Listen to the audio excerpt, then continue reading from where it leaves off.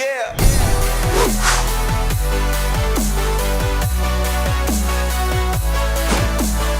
Welcome back to the Gridiron Expert. Will your team fall victim to the trap? We are finally breaking down our last Power 5 conference, breaking down every trap game for each Pac-12 team heading in to this 2022 college football season. So we're just going to go ahead and jump right on into our list, guys. You know the drill by now. We're going to start at the top. Start with Oregon. September 24th at Washington State. To me, a major trap game for Dan Lanning and the Ducks, because Washington State is one of those teams that can be sneaky good in the Pac-12 this year. Jake Dickert steps in as a new head coach. They've got Cameron Ward coming in as their quarterback from Incarnate Word, and they're bringing in the former Incarnate Word head coach, Eric Morris, to become their offensive coordinator. Washington State has a lot of talent this year, and they get to host Oregon in Pullman, an Oregon team, but at this point in the year, just 4 games in, will have already faced Georgia and BYU. So they'll be battle-tested. They worn down. Washington State gets home field advantage. The offense should be great. Dan Lanning, new head coach. All these pieces to me, it screams trap game. And if I'm Oregon, I'm a little nervous about the end of September. What's going to be a very tough month of September for the Ducks. Utah, their trap game for me is the season opener at Florida. Right now, Utah is only a 2-point favorite, and I think that should tell you everything you need to know. Because if you look at what Utah did last year and what Florida did last year, you would think Utah would be a much bigger favorite. But I think that is the effect of the swamp.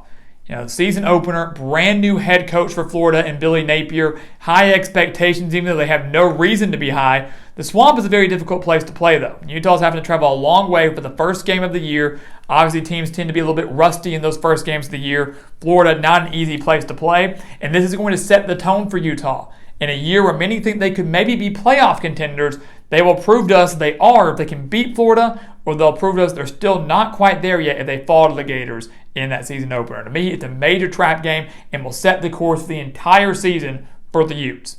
Big game in week 1.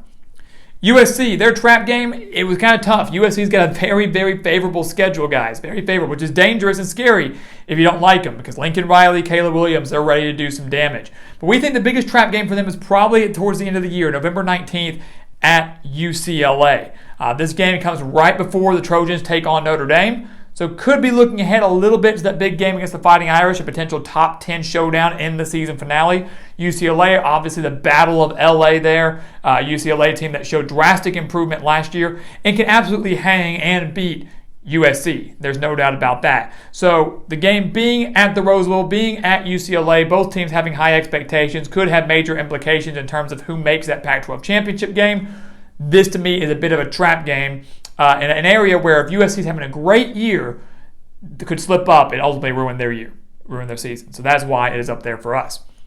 Washington, October 22nd at California.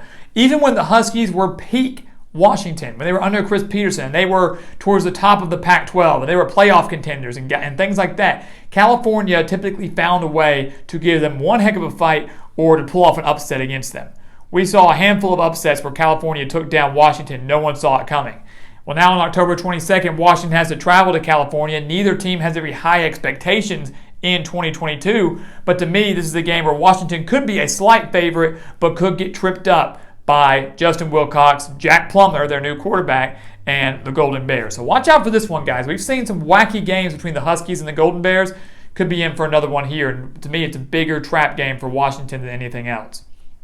Washington State, their trap game, November 19th, also at Arizona.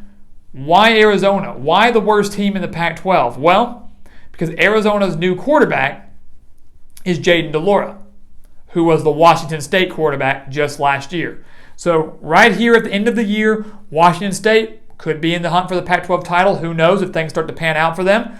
Towards the end of the year, teams typically find a way to get involved in much closer games they want or slip up when they don't need to. It's in the desert. DeLora facing off against his former team. He'd love to show him up. Even though he chose to transfer, he'd love to show him up. This to me just screams trap game if I'm Washington State. A game that they should win, but might be a lot more difficult than they want. UCLA, their trap game, October 29th against Stanford. For UCLA, they're going to be very battle-tested too. This Stanford game comes after UCLA has already played Oregon and Utah. So two of the best teams in the Pac-12. They're going to have played them, and then they have to take on Stanford, which isn't going to be easy. So maybe a worn-down UCLA team taking on a Stanford team that hopefully finds some sort of offense from their quarterback in Tanner McKee. They've struggled offensively for a while. They're hoping that he's going to be that difference maker. Stanford's a team that, again, very disappointing in 2021, looking to bounce back and has the talent and the ability, especially with the coach and David Shaw, to upset Chip Kelly and the Bruins, especially with what they would have been dealing with in the weeks prior. So to me, that's a bit of a minor trap game there for UCLA. For Stanford, their trap game is against Oregon State. Stanford, by this point in the year, guys, would have already played USC, Washington, and Oregon, so a very, very difficult schedule. And now they take on an Oregon State team that finally broke through under Jonathan Smith last year and made a bowl game. And Oregon State looking to do that again now in 2022. They certainly have the talent and the experience to do that. So the Stanford team on October 8th, battle-tested, could be worn down, could be having another disappointing year. They might want to try to get their season back on track, and they've got to take on an Oregon State team at home that's, again, not great, but not by any means bad, and they could run into that wall against the Beavers there and fall just short. And depending on how Stanford's doing at this point in the year, that could ultimately mark the end of their year and might slowly come to show that it's the end of the David Shaw era out in California. California, the Golden Bears, their trap game, road game at Colorado. California's coming off a bye week here, so many would say, oh, they're rested. They should be able to defeat Colorado, who might be one of the worst teams in the conference again. But as we've said before, sometimes those bye weeks can be great. Sometimes they can't be. It kind of depends on how good your team's doing. Sometimes if you've got a lot of momentum, you don't want it to stop. Being on the road in Boulder, I wouldn't say it's a difficult place to play by any means, but California and Colorado, to me, are on relatively similar trajectories. They are relatively similar levels talent-wise, and that's why I believe Colorado has the potential to win this game. California should be favored. Should be, unless something drastically changes. But Colorado has what it takes to win this game, especially with it being at home after a disappointing 4-8 year just last year. Oregon State, Fresno State on September 10th. That, to me, is a no-brainer for me. Jeff Tedford back as the Fresno State head coach. Jake Haener, the star quarterback who kind of took the nation by storm last year, was going to transfer to Washington, but then decided to stick with the Bulldogs at Fresno State. So the Fresno State Bulldogs have one of the best quarterbacks, not just in the Mountain West, but maybe in the entire country. They've got an experienced coach who knows the region, who knows the team, who knows the program. They are getting to host a Power 5 opponent early in the year. If Oregon State's defense is not ready for this, and they might not be, Fresno State will win this game. So this is a major trap game for the Beavers, who need to get a fast start going before they get into the bulk of their conference play, but they could easily have a loss in their first two games if they drop this one to Fresno State. Again, a major trap game there. Arizona, one of the worst teams in the Pac-12 last year. Actually, they were the worst team in the Pac-12 last year. Don't have very high expectations again this year. They're trying to build something under Jed Fish. Problem is, their trap game is against North Dakota State, not even an FBS school. But if you know anything about college football, you know that North Dakota State is one of the best dynasties we've ever seen at any level. The Bison are legit. The Bison are absolutely legit. They're the reigning FCS national champions once again. So you look at North Dakota State, guys, they're not scared of anybody. We've seen them take down big-time schools such as, Iowa just a few years ago at Kinnick Stadium. They can absolutely take down Arizona if the Wildcats are not careful and they have not improved enough from last year to this year. So despite having the game at home, North Dakota State to me is a major trap game and will kind of set the tone for this Arizona season going forward. Arizona State, they added Emory Jones, the Florida quarterback. They added him through the transfer portal. Who knows what to expect from the Sun Devils because of all of the offseason issues they're having and off-the-field issues they're having. But their trap game right now is on November 12th at Washington State for the exact same reason as we mentioned for Oregon, because Washington State, we believe, is a sleeper cell in the Pac-12, and we believe that in Pullman it will be very difficult. And again, we'll have more on that here in a few weeks.